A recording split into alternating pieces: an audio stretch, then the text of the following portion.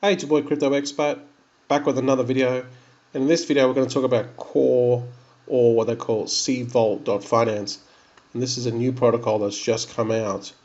It's about 48 hours old, I believe. And this is something that's very new. It's caught the attention of a lot of people and currently locked up in Core or cVault. It's about $30 million locked up. Now, it was $10 million yesterday. And this thing just has taken off like a rocket as we look at Livecoin Vault. I was watching it yesterday and I thought, and this took a massive dump about here. And I thought, well, people are dumping from this, but the way that this protocol works is it's supposed to readjust and bring the price back up. And how it does that is a very unique factor, which we're going to talk about. And this is kind of like, is this the new way that people are going to do yield farming? Are they going to just copy this? Because looking at this graph right now, after this major drop, it's gone back up.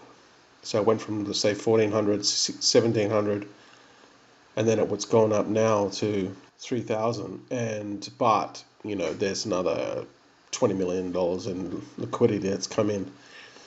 So I'm going to talk about what I think that, I'm looking at this and I'm thinking, whatever they're doing is working. I don't totally 100% understand it, but I'll show you basically how it works from my understanding, because it is new, and when something new comes out, it's like, could this be the holy grail of yield farming? Because so far it seems that it's working, but only because liquidity keeps on coming in. So let's just go and have a look at how this works.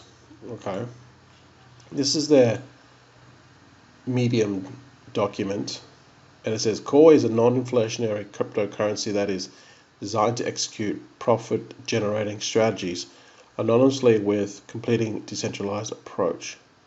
In existing autonomous strategy executing platforms, a team or a single developer is solely responsible for determining how locked funds are used to generate ROI. This is hazardous to the health of the fund as it grows, as it creates flawed incentives and invites mistakes to be made. Core does away with this dynamic and instead of opts for one decentralized governance. Core token holders will be able to provide strategy contracts to vote on what goes live and when, and in order to decentralize anonymous strategy execution. 5% of all the profits generated from these strategies be used to auto buy the Core token. So it's got this weird looking type of Windows 95 interface. Okay, and it seems to be this is the kind of theme that's happening right now with TCL farming projects. Okay, and let's see, it goes more on here, talks about the economics. They're trying to basically stop dumping. All right, so people farming the coin, and then once they take their profits, whales just dump and they remove their liquidity. So what Core have done is there is no removal of any liquidity. Okay, so once you deposit your tokens, that's it. You never get them back again. So this is the deflationary farming. Farming tokens have a problem with their owners. To keep owners farming, they must mint more tokens. This completely destroys the value of underlying token due to excessive inflation. It's easy to find examples of this across the DeFi ecosystem. Pretty much everything is like this. They just prop up huge APYs, 3,000, 5,000, 10%, 11,000%. People flock to them, they mine them, they dump, they move to the next one. Our solution is called deflationary farming, and it's quite simple in only 2 steps. Only 2 steps, okay? Charge a fee on the token transfers, and users earn a fee by farming. This simple process means that holding tokens are able to farm without infinite inflation. All transfers are approved by Core Transfer smart contract and will block all liquidity withdrawals on Uniswap. Okay, this will guarantee a stable market, giving holders and farmers skin in the game. So this is very important. Okay, so what I've done is I've made this little diagram here, and this is kind of like from what I gathered how this core protocol works, right? People come in and they buy with ETH or whatever they want. Obviously they would start with ETH, and then they would come to Uniswap, and then they would buy the liquidity pair, which is Ethereum/core, right? They have this LP token. Then they would go to the core or cVault.finance website. They would push their transaction through into the smart contract, and the smart contract will then take this liquidity, okay, and then put it in their smart contract. And there is no withdrawal, okay? Like, you cannot withdraw the initial liquidity that you provide. So that's the difference.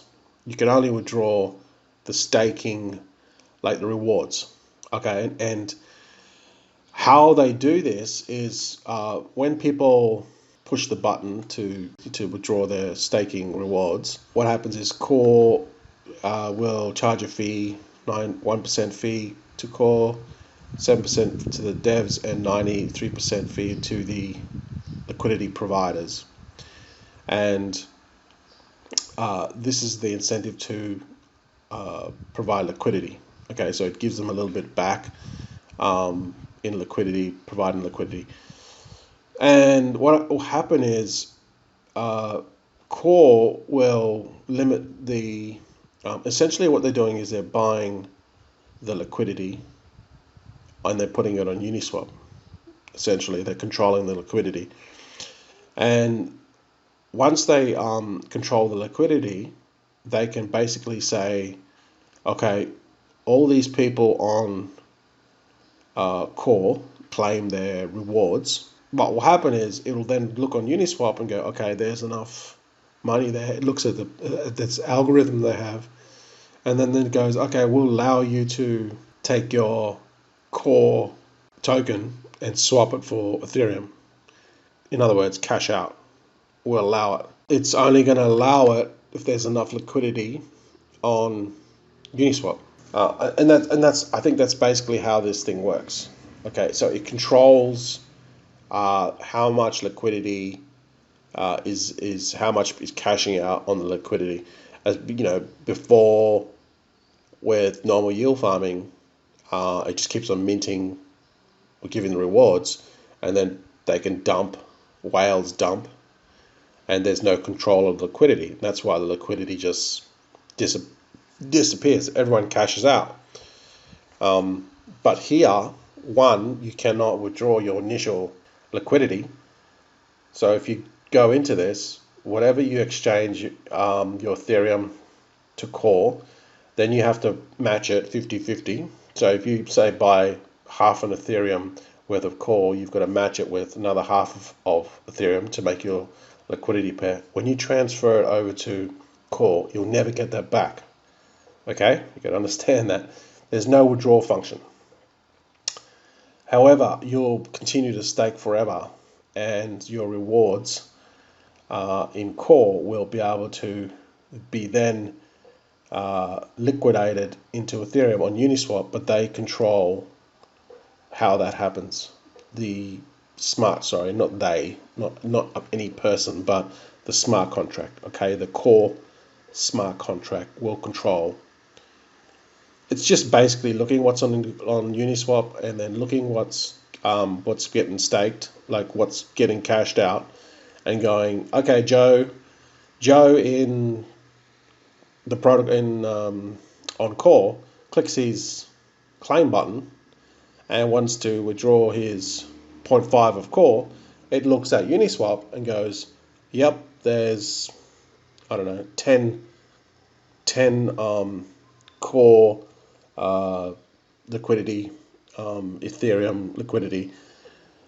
Yes, Joe, you can then take and then cash out. That's basically how it's doing, because the liquidity that is sitting on Uniswap, they own. Okay, they buy the actual liquidity, right? If that makes sense. So in actual fact, right now this is working because it's a cycle that the smart contract controls. However, my concern is what happens when this dries up? What happens when there's no more people that is buying the coming in from Uniswap? That would mean that the people cashing out would not be able to cash out. Only it would be slowed down, right? I mean, I'm just trying to look at it from a different perspective. Maybe I'm wrong. I'm just trying to think. I'm trying to pull apart this model and think, and what are the flaws with it. I don't know. What are your thoughts? Let me just go back to the notes. The core is designed for great community governance. The community decides everything from governance fees to deciding the fee approver. These are the fees that I discussed before. So there'll always be 10,000 cores. Okay, so they're only going to be there's none of them are going to be created again. There's only 10,000, so it's a limited supply. Let's see, if the holders decide cVault should have a Y pool, we can set the ratio of fees and be able to distribute as well as the people that can withdraw Y tokens from it. Okay, so currently right now, looking at the system, based off just the one liquidity pool, that it'll get to a point where it's gonna people. I don't know. The price will just keep on going up. Maybe people will just keep on buying into it as people sell out of it. So this is really demand driven, if that makes sense. And as long as people keep on buying into this pool, then yeah, of course, it's never going to stop. It's going to be continuous. So I guess, I mean, it's not really, it's almost Ponzi-like in a way, kind of, if you look at it. People that got in early, they continue to get rewards. It's almost Ponzi-like. I mean, but it's not a Ponzi, if you know what I mean. It's just the way that it's similar to a Ponzi, the way it's constructed in a way, because you're kind of paying someone from someone else, if you know what I mean. But it's not a Ponzi. This is a weird concept. So it's one of the first to basically allow or disallow to have that you cannot withdraw your initial liquidity. It basically, you're handing it to them, and they're going to give you incentive rewards. I guess as you keep on accruing more rewards from the pool. So anyway, guys, yeah, let me know what you think about this one. Like I said, there's 30 million in this, and it just keeps on rising and rising and rising. And I think I looked at this when core was about 900 or something, and now it went down to 1700. It went up to, actually, let's have a look, 3,500. Then it dropped down to like 1700. It did a big drop yesterday, and then it recovered, and then now it's up to 3.2. We look at Uniswap. It's 8.4 Ethereum for one core.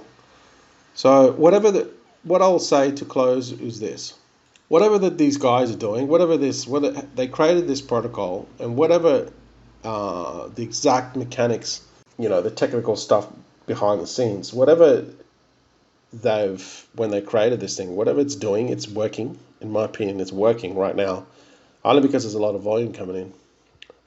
Obviously, that'll change if the demand slows down. Maybe that'll change.